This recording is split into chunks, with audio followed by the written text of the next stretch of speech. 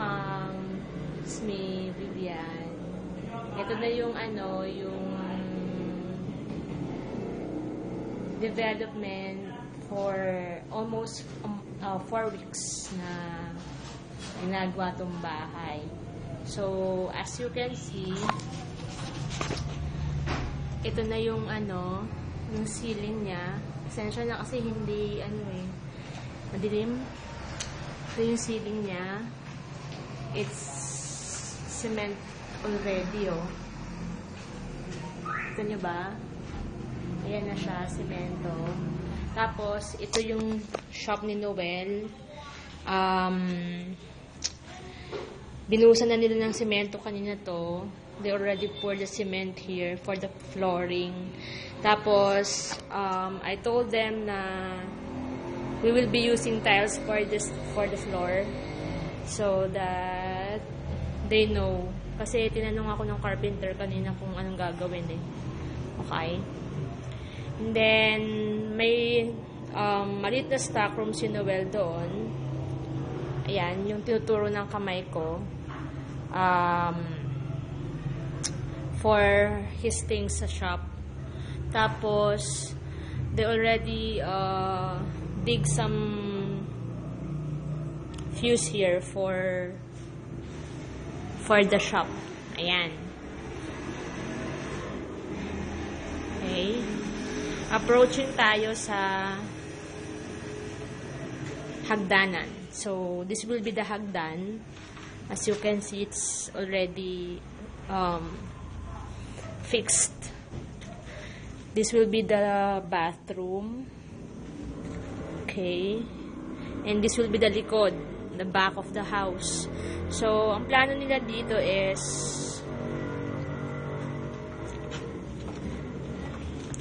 ito. Dito yata nila ilalagay yung dirty kitchen para lakalisya siya sa banyo. Tapos dito yung labahan. Yun ang alam ko. I don't know kung tama yung assuming ko, pero I hope tama. Okay. Moving on, we're going to go up. So, this is the hagdan. So, okay. I don't know the steps. Okay. Oro, plata, mata, oro, plata, mata, oro, plata, mata, oro, plata, mata, oro, and plata. I don't know kung tama yung bilang ko, but it's plata, okay? We haven't talked or asked Mang Guido about the steps. Kung pwede yun. Pero, we will know for the coming days. Pag naayos na. Tapos, ito yung bathroom. Ito yung bathroom. And then, as you can see, it's already elevated, oh. Okay. Dito nila ilalagay yung bathroom. And then, we will be having like a small bar here. Parang handrail ba? Para hindi tayo mahulog. Okay. So, this is the kwarto. Actually, it's a kwarto. Ito yung division niya hanggang dito sa bar. So, this will be the division. Okay. For the kwarto. It's kinda small compared sa kwarto natin before sa old house. And this will be the terrace. Aray naman. Terrace, okay. Babagbagin nila to para magpantay dito kasi mababa siya. So, mga Sunday, gagawin na nila to. And that's the other extension for the terrace. Okay. Moving on. So, this is the first room. Ito yung kwarto ko. This will be the room of Noel. Ito. Ito yung room ni Noel. And that's the manok for the alay. As you can see, we have a chicken there. And this will be the hallway for the terrace. Kasi sabi ni Chupred, hindi daw maganda sa bahay kung halimbawa may kanya-kanyang access door for the terrace. So, we're going to have a common door for the terrace na lang. And that will be enclosing with the window. Kasi, para daw hindi nadadaanan ng tao yung kwarto kung gusto mong pumunta doon sa taas ng terrace. And then, approaching, this is the middle room, which is the room of Tita Lolit and Ate Ena. As you can see, it's really small. I don't know kung paano mag-fit yung yung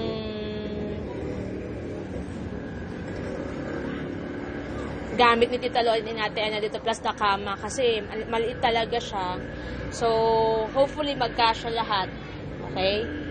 This is the biggest room of all the 4 rooms kasi as you can see, from that window up to this side, kasyang-kasya dito yung 2 beds, which is really fits the beds of Dite and Trisha. Kasi nga, may mga anak na si Dite, so we're just going to give this room for her.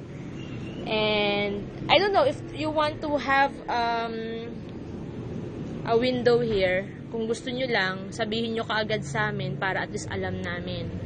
And then, we already elevate the roof there. Kaya medyo mataas na siya. Sabi ni Tito Fred, by